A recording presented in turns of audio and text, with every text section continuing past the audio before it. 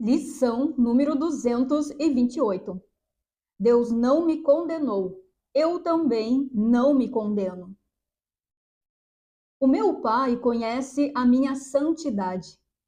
Negarei o seu conhecimento e acreditarei naquilo que o seu conhecimento torna impossível? Aceitarei como verdadeiro aquilo que ele proclama ser falso? Ou aceitarei o seu verbo quanto ao que eu sou, uma vez que ele é o meu Criador e aquele que conhece as verdadeiras condições do seu filho? Pai, eu estava errado em relação a mim mesmo, pois fracassei em reconhecer a fonte de onde vim. Não deixei essa fonte para entrar num corpo e morrer. A minha santidade permanece como parte de mim, assim como eu sou parte de ti. E os meus erros em relação a mim mesmo são sonhos. Hoje eu os abandono. E estou pronto para receber apenas o teu verbo quanto ao que eu realmente sou.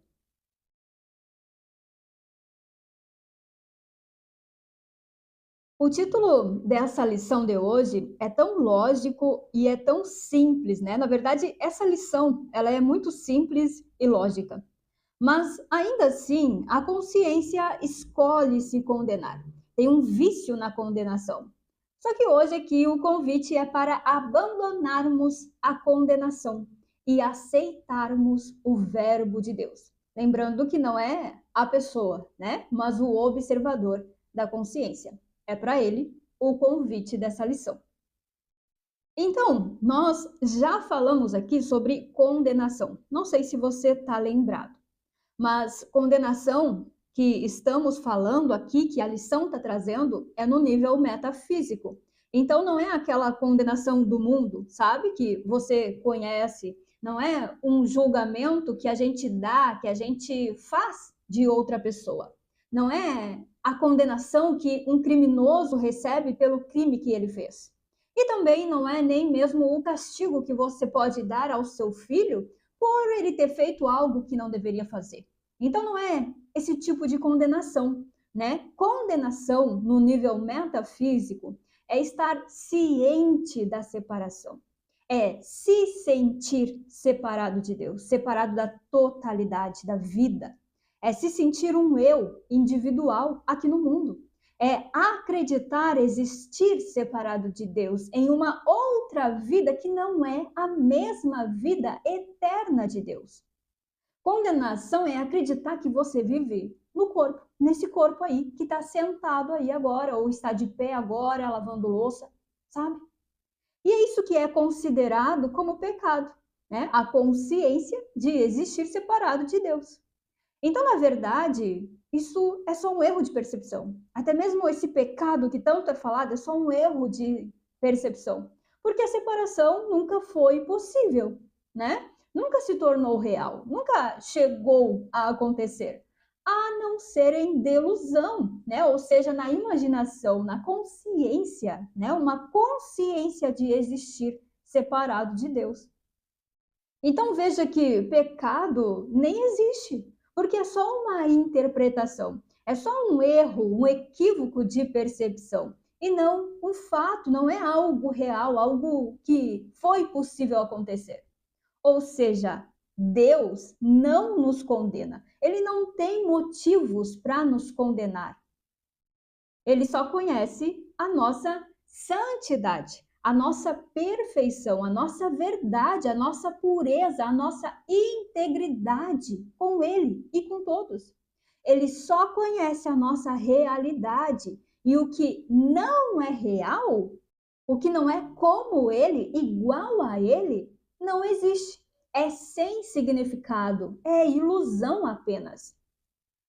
Então, diante disso, diante do que Deus sabe, diante do que Deus conhece, do conhecimento de Deus, que é a nossa realidade, que é só a realidade, somos nós que vamos negar o conhecimento de Deus? Somos nós que vamos contradizer a Deus?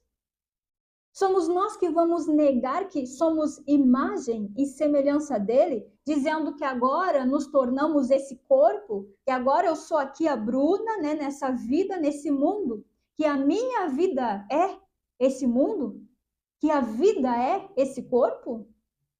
Somos nós que vamos dizer que é verdadeiro, que é real, que existe aquilo que ele afirma que não existe, que não é real, que não é verdadeiro?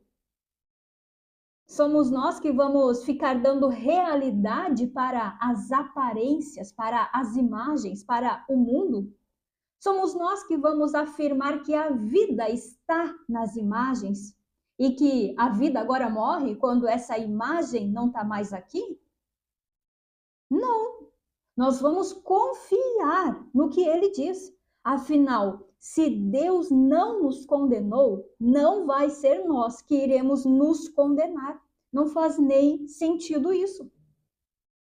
Então, se não queremos nos condenar, se não queremos contradizer o que Deus diz, contradizer a verdade, precisamos então aceitar de todo o coração, aceitar inteiramente o Verbo de Deus, a sua voz, que diz, que afirma, que declara que somos imagem e semelhança dele, vivendo nele, existindo com ele, nele, eternamente.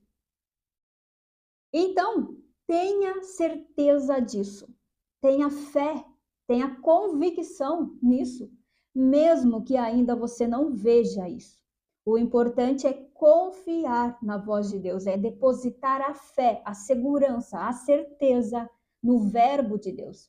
E aí, a partir dessa fé, dessa confiança, a experiência de que já é assim, de que é assim, vai acontecer naturalmente, certo? Então é isso.